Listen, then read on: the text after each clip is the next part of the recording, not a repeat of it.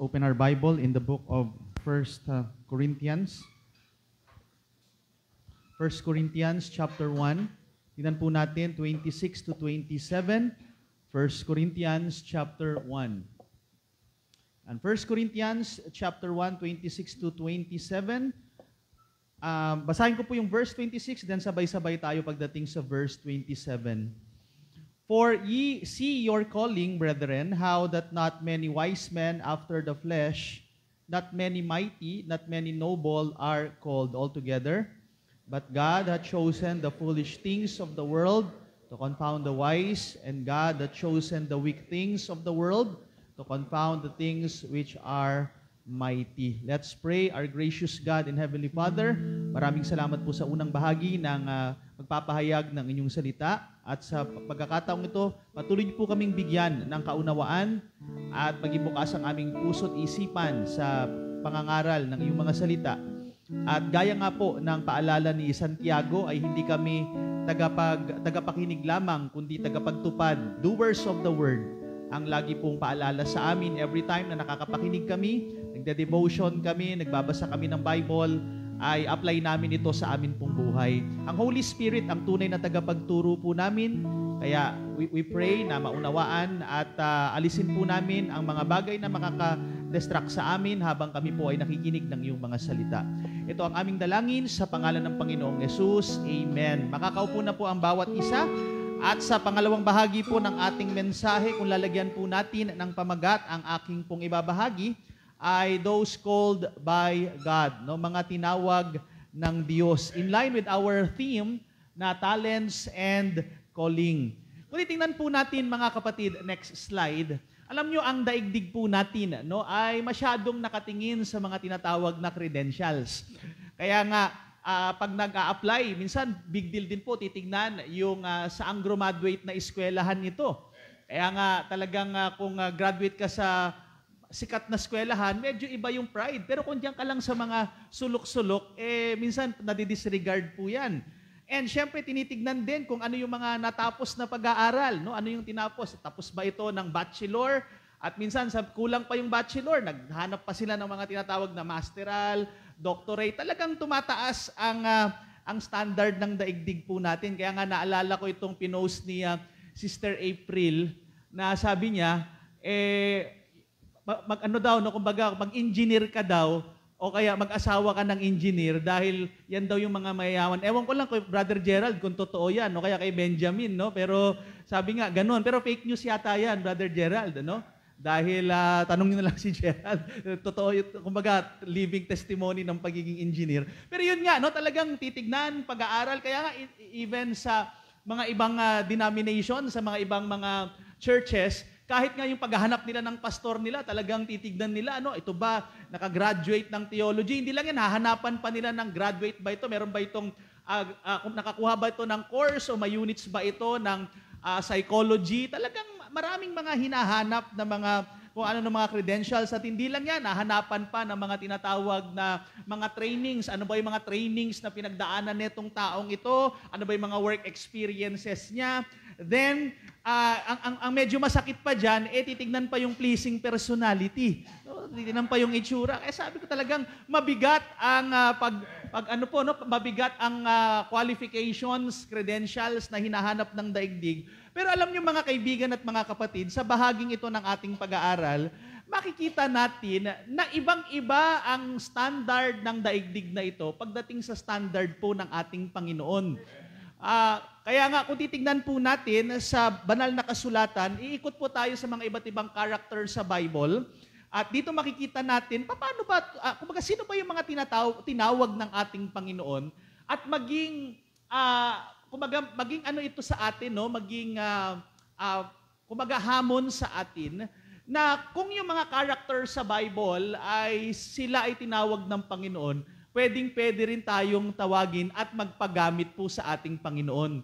Huwag niyong kalilimutan, when it comes to our salvation, pagdating sa kaligtasan natin, wala namang deserve sa atin eh. Lahat po tayo ay hindi karapat-dapat. Kaya nga ginamit sa Bible yung salitang grasya or grace. For by grace, Ephesians chapter 2 verse 8, alam na alam natin yung talatang yan, For by grace are ye saved through faith. Pagdating sa kaligtasan po natin, hindi tinignan yung pinag-aralan natin, hindi tinignan yung atin pong mga itsura, hindi ho tinignan kung saan tayo nakatira. Salamat po, when it comes to our salvation, it is only by the grace of God na, yan nga, unmerited favor, walang nakita sa atin, mga kaibigan at mga kapatid. Kaya nga hindi tayo deserve na makapasok sa langit. Hanggang sa ngayon, kahit na ang gaganda na ng mga forma ng ilan sa atin, pero hindi kasi yan ang basis pagpasok sa langit. Kaya nga, salamat na lamang dahil ang Panginoong Hesukristo ay namatay sa krus ng Kalbaryo, binayaran niya ang kasalanan ng sanlibutan, sino man ang tatawag sa pangalan ng Panginoon, sino man ang mananampalataya kay Jesus Christ ay may buhay na walang hanggan. Hindi pinag-uusapan dito kung saang membro ka, no? At hindi church membership ang pagpasok sa langit, hindi po yung dami ng iyong ginawa, hindi yung dami ng utos ng iyong sinunod, kundi it is only by the grace of God, through our faith, pagtitiwala, pananampalataya sa ating Panginoong Hesukristo lamang. Kaya nga po, pagdating sa tinatawag na kaligtasan, hindi tayo deserve. In fact, kahit nga po sa paglilingkod sa Panginoon, wala rin hong deserve. Wala rin hong karapat-dapat. Kaya nga, even sa paglilingkod natin sa Panginoon, makikita natin it is only by the grace of God. So tignan po natin ang ilan sa mga tinawag ng Panginoon at mga kaibigan at mga kapatid, hindi rin tayo nalalayo sa mga characters na ito ng Bible. Kaya nga kung sila ginamit ng Panginoon, pwedeng-pwede ka rin gamitin. Ang mahalaga, magpagamit ka lang sa atin pong Panginoon. Kaya nga dun sa teksto po natin, di ba, sinabi rito, For ye see your calling, brethren, how that not many wise men after the flesh. Hindi yung mga matatalino sa laman. Not mighty. At sabi diyan, not many noble are called. But ano sabi rito? But God hath chosen the foolish things of the world to confound the wise. Mga kapatid, ganun ang pagpili ng Panginoon. No, na para bagang ang mga pinili ng Panginoon, ito yung mga inaayaw, hindi ito yung pinapalakpakan ng sanlibutan, pero ito yung pinili, ginamit ng Panginoon for the glory of His name. Number one, there are times that God calls the unwilling. Meron tayong mga makikitang character sa Bible, hindi naman nila gusto yung pagtawag sa kanila. Mga kaibigan, isa sa pinakamagandang halimbawa diyan ay walang iba kung hindi si Jonah. Na itong si Jonah, kung titingnan natin sa chapter 1, verse 1, Now the word of the Lord came unto Jonah, the son of Amittai, saying, Arise, go to Nineveh, capital ng Assyria, isa sa matinding kalaban ng Israel, the great city, and cry against it, for their wickedness is come up before me. Napakalinaw po ng utos ng Diyos sa kanya. Pagdating sa verse 3, but anong response ni Jonah? But Jonah rose up to flee unto Tarshish from the presence of the Lord and went down to Joppa. Tingnan nga natin, Brother Enrico, next slide. Tingnan niyo po ito sa mapa, no? Kung titingnan natin, pinapupunta itong si Jonah doon sa right side ng map na yan. Doon po sa Nineveh. Anong ginawa ni Jonah? Pinuntahan yung kabaliktaran. Pinuntahan niya yung opposite. Nagpunta siya doon sa Tarshish na pinapaniwalaan na yan ay Espanya or Spain. Sa panahon natin ngayon, diyan siya nagpunta. Kaya nga mga kaibigan at mga kapatid, may mga tinatawag ang Diyos na ayaw talaga.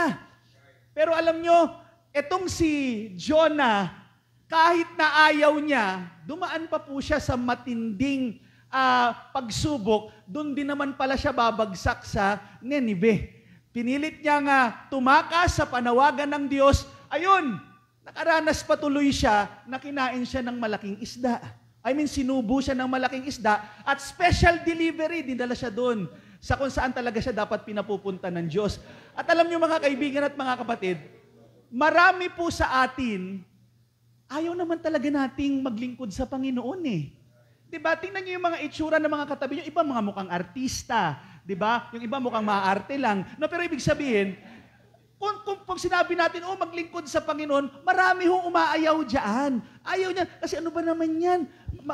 maglilingkod, wala namang sweldo dyan. Di ba? Wala ka namang mahihita dyan. Minsan, maglilingkod ka, may magko-comment pa sa'yo. Marami talagang ayaw. Pero mga kapatid, pag tinawag ka ng Panginoon, minsan, kung iiwasan mo yan, gugulo lang ang buhay mo, pero doon ka pa rin pupunta. Kaya may mga times ang Diyos, tinatawag niya yung mga ayaw. Kahit naman, tanungin nyo, Pastor Bal, no? Pastor Tan, Pastor Joe, tanungin yan. Nung tinanong nyo ng mga kabataan ba yan, mga yan, gusto ba kagad nila magpastor? Hindi naman kagad.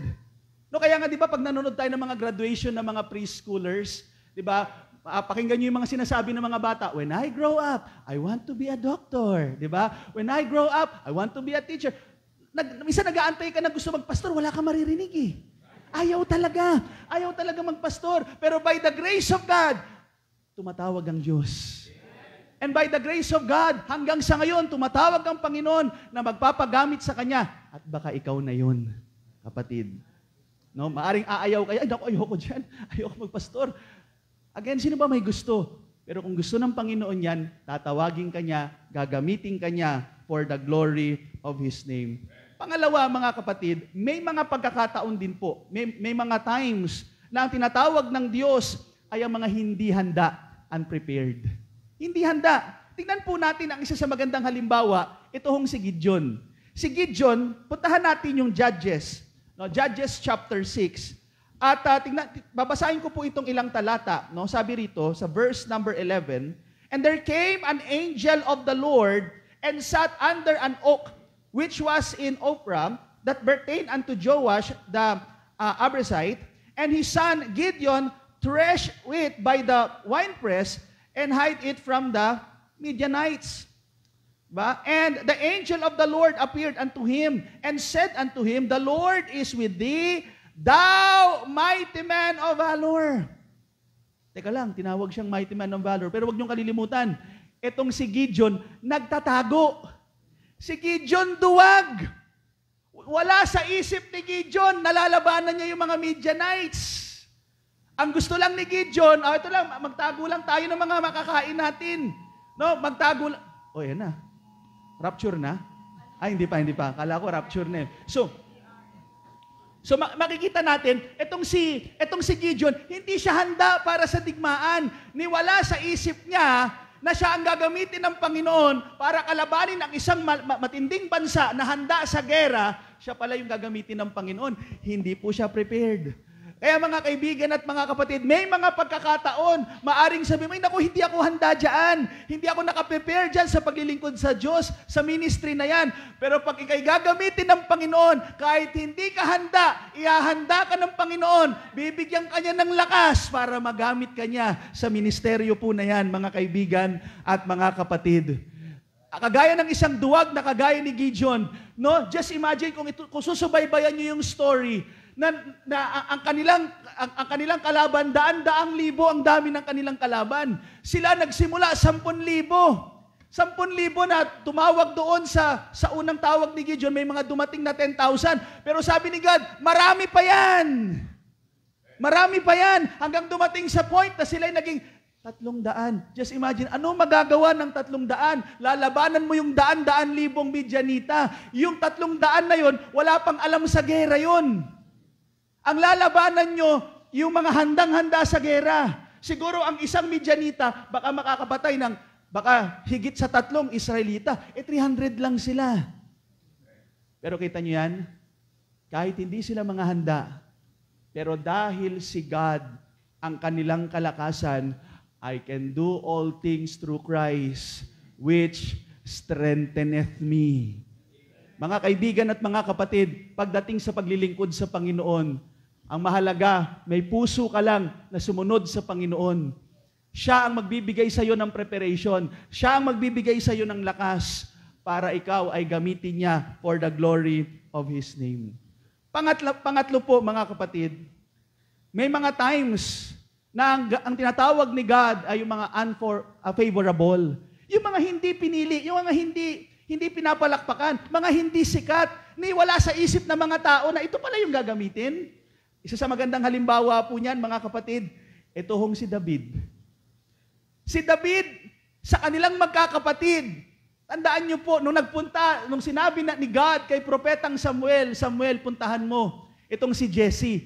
Isa sa mga anak ni Jesse ang napili ko na susunod na magiging hari. So nagpunta doon itong si Samuel. Alam niyo, sa totoo lang, maraming mga kapatid si David. Nasa unang tingin pa lang ni Samuel, ay ito na. Kasi ito yung sanay sa gera, ito yung soldier, ito yung maganda katawan, ito yung macho. Kaya nga kung titignan natin, di ba, doon sa 1 Samuel, pagdating sa verse 6, no, sa 1 Samuel 16, sabi doon sa verse 6, and it came to pass, when they were come, nagdatingan na, that he looked on Eliah, and said, tignan nyo, ito si Samuel ito, sabi niya, surely, the Lord's anointed is before me. Yun na naging judgment ni Samuel. Ay, ito na, dumating, antikas, poging-pogi, malaki katawan, macho-macho. Sabi niya, ito na. Ngayon ano susunod?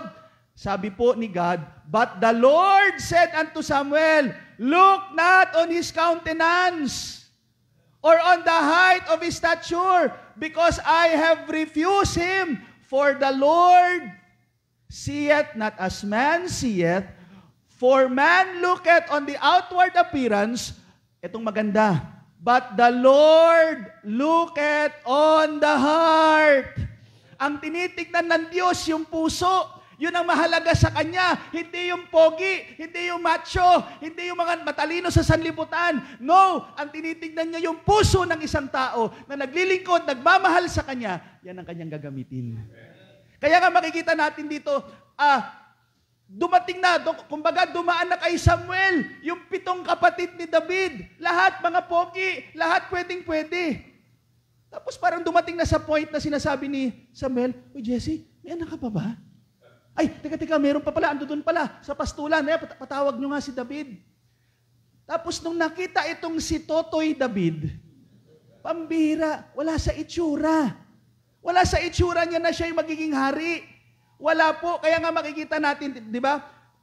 Kung titignan natin, no, doon sa verse number 12, and he sent and brought him in, now he was ruddy, and with all of a beautiful countenance, and goodly to look to, and the Lord said, arise, anoint him, for this is he. Kung sino yung parang totoy-totoy, maganda itsura ni David, pero wala sa itsura niya na magiging hari. Wala sa itsura niya yung makikipagdigma sa mga Pilistino. Dahil ang ginagawa ni David ay yung nag-aalaga ng tupa. Kumakanta-kanta. Di ba? Pero wag niyong kalilimutan, kahit na nagbabantay lang si David, nakapatay na siya ng leon. Nakapatay na siya ng oso. Pero hindi siya yung papalakpakan, hindi siya yung pipiliin. Kumbaga kung sa panahon na yan ni Samuel, naglagay si Samuel ng Facebook, nagkaroon ng botohan doon, hindi bobotohin si David. Hindi pabor sa kanya yung tao. Pero wag niyong kalilimutan, ang pinipili ng Diyos minsan, ang tinatawag ng Diyos minsan, yung hindi gusto ng tao. Kaya sa oras na ito, maaring iniisip mo na ako, mababa lang ang pinag-aralan ko. Ay, ganito, hindi ako magaling kumanta. Ay, ganito, hindi ako magaling mag-preach. Ay, hindi ako magaling sa management. Yan nga ho yung maganda. Kung kailan na nakikita mo sarili mo na hindi ka magaling, kung nakikita mo yung sarili mo na hindi ka malakas, diyan mo makikita ang kalakasan ng Diyos.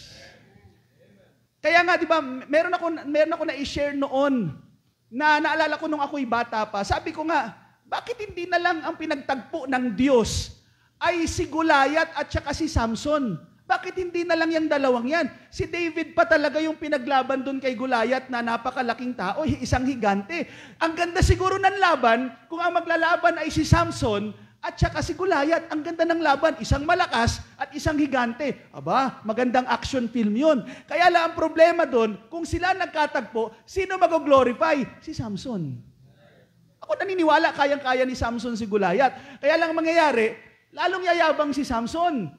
Ang glory kay Samson, kaya nanalo yan si Samson. Ang lakas kasi niyan eh. No, parang yan yung Hercules ng Bible. Yan ang panalo. Talagang sigurado yan. Panalo. Kaya lang, itong si Totoy David, yun ang lumaban doon. Sa isang bata, sa isang parang hindi, kaya nga nung sinuotan pa si David ng armor, hindi nga fitted sa kanya eh. Hindi ganun kalaki katawan niya. Kaya nga minsan kahit sa pag-aasawa, ganun din mga young people.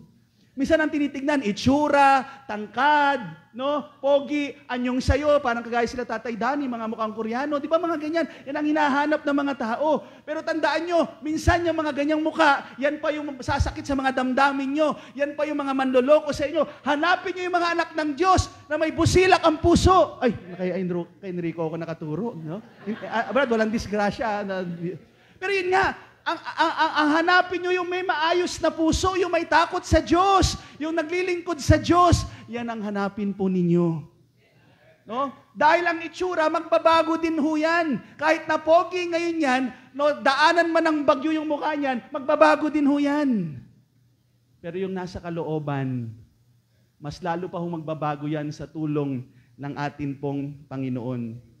Hindi lang yan. Isa pa po sa makikita natin sa Bible, mga kaibigan at mga kapatid, si Solomon. Alam niyo si Solomon, hindi rin siya people's choice.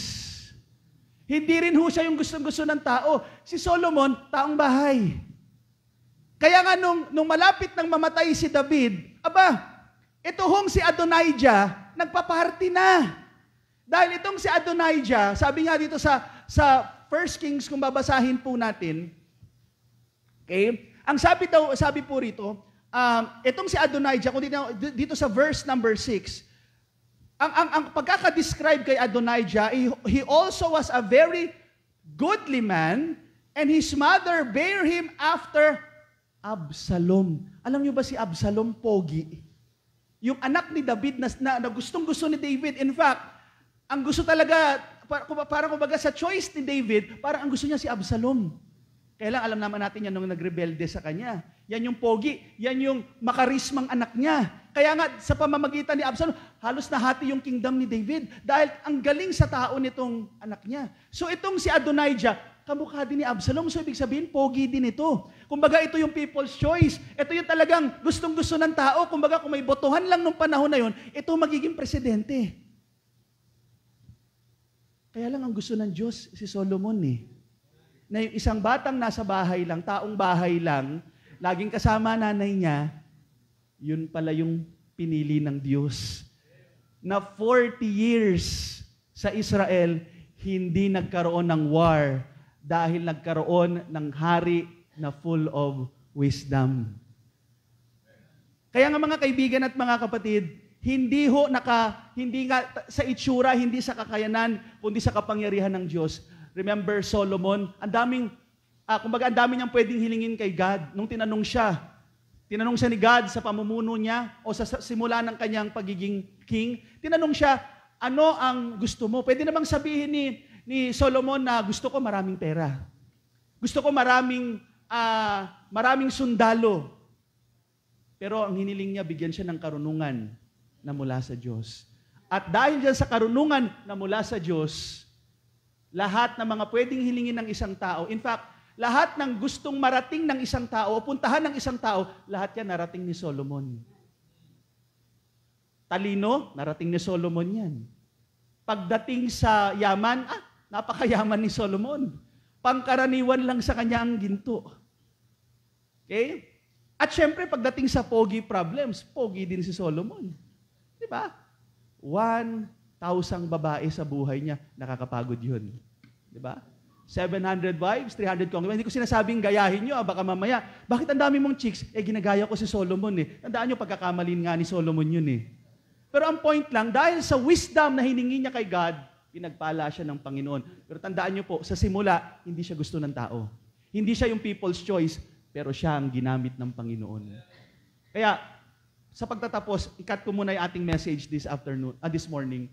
Tingnan nyo po mga kapatid, ganyan ang pag tumawag ang Panginoon. Nakita mo sarili mo ngayon, mahina ka? Nakita mo hindi ka karapat-dapat? Kaya nga minsan, di ba nakakarinig tayo ng mga preachers dito, kinakabahan ako. Kala nyo ba hindi kami kinakabahan? Kinakabahan din kami. Hindi lang minsan nagpapahalata. Pero maganda nga yung minsan kinakabahan ka. Maganda yung nakikita mo yung sarili mong kulang ka. Maganda yung nakikita mo na hindi ko kaya yan. Dahil yan nga, gaya ng sinabi ko kanina, dyan nyo po ma-appreciate yung mga promises ni God that I can do all things through Christ which strengtheneth me. Doon nyo makikita that, call unto me, mapapatawag ka sa Diyos. Kasi kung lahat, malakas ka, matalino ka, hindi mo nakakailanganin sa God. Kaya salamat, mahina tayo. Salamat, hindi tayo malaking church. Faith Baptist Church. Kasi kung malalaki na, kung sobrang laki na natin, baka yumabang na tayo. Salamat, hindi tayo ganun kasikat. Kasi kung sobrang sikat na tayo, lalaki na ulo natin. Salamat, nasa level tayo na umaasa tayo sa Diyos. Na hindi natin alam kung ano mangyayari bukas. Mas gusto ng Panginoon yun. Kaysa naman halos lahat nasa sayo na, pero itsapera na si God sa buhay mo. Kaya maganda rin po, minsan may mga nawawala sa atin. Maganda rin minsan na may mga kulang sa atin. Dahil sa mga pagkukulang na yan, dahil sa mga kahinaan na yan, diyan natin ma-appreciate yung sinasabi ng psalmist, "The Lord is my shepherd, I shall not want." Si God lang ay sapat na. Let's pray. Our gracious God and Heavenly Father, maraming salamat, Panginoon. Mula pa dun sa unang mensahe hanggang sa ngayon.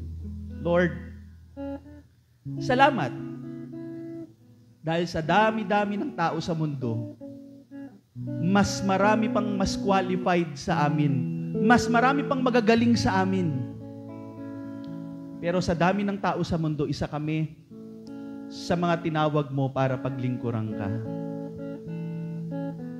Wala kaming, kumbaga sa standard ng world, hindi kami qualified. Pero gaya nga ng isang sikat na quote, God doesn't call the qualified. He qualifies whom He called. Salamat, Panginoon. Dahil Ikaw ang aming kalakasan. Sa panahon ng aming kahinaan, umaasa kami, nagtitiwala kami sa iyo. Salamat, marami kaming mga nakikitaan namin ng sarili, marami kaming kulang pa, dapat pa kami mag-improve. Dito namin nakikita, Lord, kailangan ka talaga namin at mas lalo kaming maging dependent sa iyo sa aming pagsunod sa iyong panawagan. Lord, salamat po sa aming mga kapatid na kabahagi ng isang ministeryo. Maaring sa mga audience, nakikita, hindi kagalingan si ganito, hindi kagalingan si ganon. Well, ang mahalaga, magaling si God. Magaling ang Panginoong Jesus. Kaya I pray, dear Father, na sa aming kalagitnaan, kung meron pong kapatiran dito, nahiya siya. Ayaw niya, kumbaga, marami siyang nakikitang kahinaan, pagkukulang sa kanyang sarili. Lord, paalala niyo sa kapatid na yan, na meron kayong purpose sa kanya. At kayang-kaya niyo siyang gamitin, ang mahalaga magpagamit lang siya sa iyo. Maaring sabi niya, ay, hindi ako magaling sa ganito, hindi ako magaling sa ganon. Well, ang message nga natin ay nagsasabi, magaling si God, magtiwala ka lang. Mahalaga magpagamit ka. Sumunod ka sa panawagan ng Panginoon. Maaring tinatawag ka ng Panginoon sa ushering ministry, sa children ministry, sa gospel sower ministry, sa choir, mag-render ng special number. Ang dami pang mga ministry. In fact, ang dami pa nating hindi nabubuksan ng mga ministeryo. Maaring diyan ka ginagamit ng Panginoon. Maaring diyan ka tinatawag ng Panginoon. O maaring tinatawag ka ng Diyos mag-full-time. Maging preacher o maging full-time church worker. Kaibigan, maaring iba man ang standard ng daigdig, iba ang standard ng panawagan ng Panginoon. Ang mahalaga, pag sumunod ka sa panawagan ng Panginoon, pag nagpagamit ka sa Panginoon, at the end of the day, ang sasabihin ng Panginoon sa iyo, thou good and faithful servant. At sabi nga ng 1 Corinthians 15:58, ang paglilingkod na inaalay mo sa Diyos, hinding-hindi ito mawawalan ng kabuluhan. Magtiwala ka lang, sumunod ka lang sa Kanya. Maaring, sabi mo, matanda na ako, pastor. Mahina ako, pastor. May iniinda akong karamdaman. Hindi, pwede ka pa rin gamitin ng Panginoon. Meron pa rin siyang pwedeng ipagawa sa iyo. Mahalaga, sumunod ka lang sa Kanya. Magpagamit ka sa Panginoon. At tandaan mo to, walang masasayang ni isa na paglilingkod natin sa harapan ng ating Panginoon. Maraming salamat sa iyo, Ama. Sa pangalan ng Panginoong Jesucristo. Amen and amen. 1 Corinthians chapter 1, verses 26 to 27.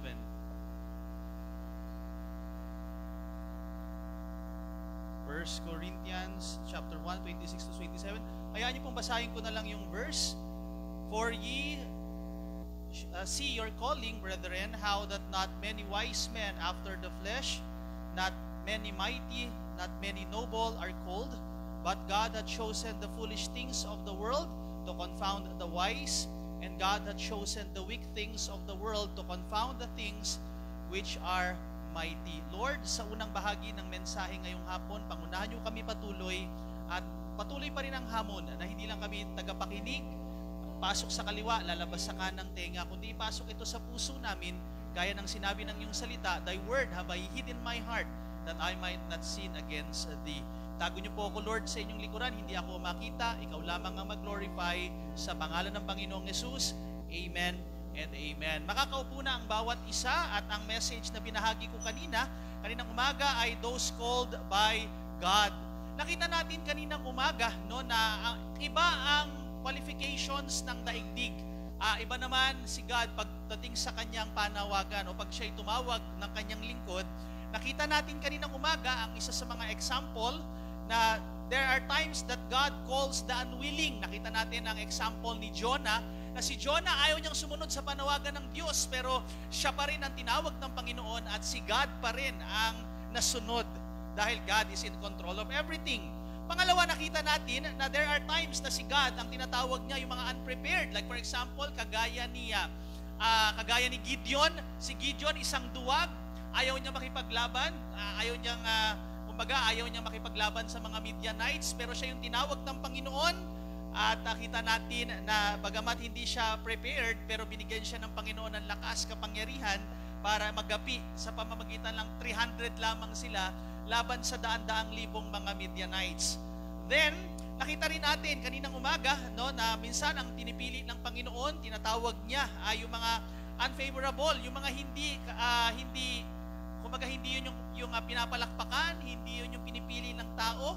Like for example, si David, nakita natin na kumbaga si David, hindi siya yung pipiliin para siya yung maging hari kung sa tao-taong standard lang. Mas nakita pa nga ni Samuel, yung mga kapatid ni David, yung mga kuya niya, na mas sanay sa gera. Pero again, si David ang pinili ng Panginoon. And si Solomon din, nakita rin natin na itong si Solomon, hindi rin siya yung people's choice, taong bahay, pero siya yung pinili ng Panginoon, siya yung ginamit na wisest man, na king o wisest king sa Israel. At masasabing hanggang sa ngayon, kung ikukumpara natin sa ibang rulers, ay lamang pa rin ang wisdom na meron po si Solomon. And ngayon po sa bahaging ito ay tignan natin yung panghuli, at hindi tayo magtatagal sa message po natin. Next po makikita natin na may mga times na ang pinipili ni God, ang tinatawag niya sa kanyang sa kanyang panawagan sa ministry, ay yung mga tinatawag na unqualified, no, yung mga taong hindi qualified. Hindi yan yung parang hindi na yan pwede, kumbaga depektibo na yan, hindi na yan dapat. Pero alam nyo, ang galing ng Panginoon kasi may mga character sa Bible na ito pa rin ang kanyang tinawag. Tignan natin ang example, matatagpuan sa Acts chapter 7 verses 22 to 30. Ito pong example na ito ay walang iba kung hindi si Moses. In Acts chapter 7, kung sisimulan natin sa verse 22, makikita natin dito ang summary ng panawagan kay Moses. Makikita natin na ang buhay ni Moses is divided into 3.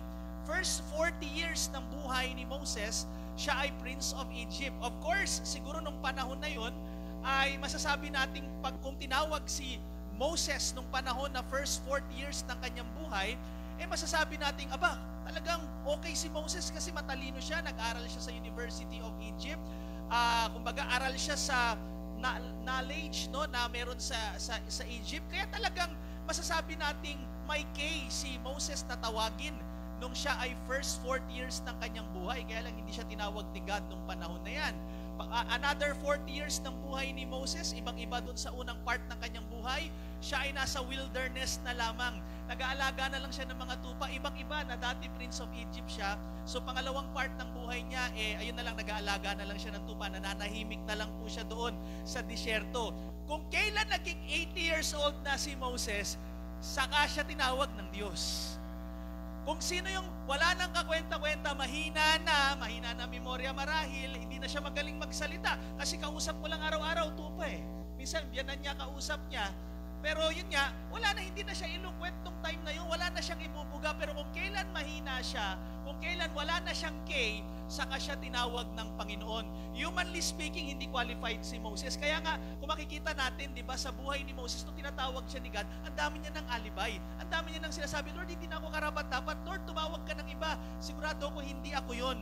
Pero alam naman natin na kung kailan mahina na si Moses, saka siya tinawag ng Panginoon. Kaya sa oras na to, sabi nyo, Pastor, matanda na ako.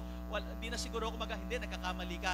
Kahit may edad ka na, pwede ka pa rin gamitin ng Panginoon. Pastor, meron akong sakit, hindi ko na kaya mo, kung gagamitin ka ng Panginoon at magpapagamit ka sa Kanya, pwede pa rin. Pastor, wala na, huli na ako sa biyahe. Hindi, sino nagsabing huli ka na sa biyahe? Pwede ka pa rin gamitin ng Panginoon. Sa paningin ng Diyos, walang huli, walang nauna, basta magpagamit ka sa Kanya. Amen. Another character sa Bible, makikita natin, ito po sa Genesis chapter 12, another na matanda rin po ito. Alam naman natin, kilalang kilala si Abraham.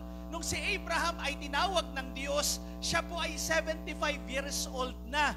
Kaya yung iba rito, mas bata pa kayo kay Abraham. No? Mas bata pa kayo, 75 years old, and of course, kung siya ay 75, 65 naman po ang kanyang misis na si Sarai. Pero wag niyong kalilimutan na itong matandang si Abraham, bagamat may drama sa buhay niya, umabot pa siya sa 100 years bago siya naging tatay. No? Ang pangako sa kanya ni God, ang lahi mo magiging kasing dami ng buhangin sa tabing dagat, magiging kasing dami ng mga stars, yung lahi ni Abraham. Wala siyang anak, paano mangyayari yun? Kaya wala siyang kakayanan. Kaya kumbaga si Abraham magiging father ng multitudes? Wala ngang anak yan eh. Paano mangyayari yun? Lolo na yan, matanda na yan. Kaya nga di ba may mga palpak pa silang desisyon. Kumbaga nagkaroon pa siya ng pangalawang asawa. May mga kapalpakan, pero at the end of the day, hindi dahil si Abraham ay magaling, hindi nga siya qualified na. Lalo naman tong si Sarah, matanda na rin. Paano magkakaanak yan biologically? Matanda na, wala nang pag-asa yan. Nanay Nelly, sorry wala ka ng pag-asa. Kagaya na Nanay Nelly, wala na to, sorry po, no? Hindi na magkakaanak yung mga kagaya na Nanay Nelly. Pero kung si Nanay Nelly, kukumpara mo kay Sarah, bata pa yan si Nanay Nelly.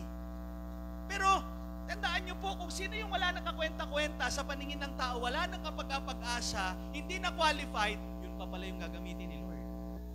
Kaya huwag tayong mawawalan ng pag-asa. Parang sinasabi natin, it's too late na, Lord. Wala na akong pag-asa. Hindi, may pag-asa pa. Basta magpagamit ka lang kay Lord. Huwag niyong kalilimutan, maraming mga example sa Bible. No, mahina na ako, may sakit ako, hindi, magagamit ka pa rin ni Lord. Magpagamit ka lang sa Kanya.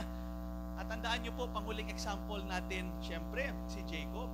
Si Jacob, sa tandaan niyo lang po, no? Si Jacob, isa yan sa mga, ewan ko ba, kontrabida po ang dating ni Jacob sa Bible.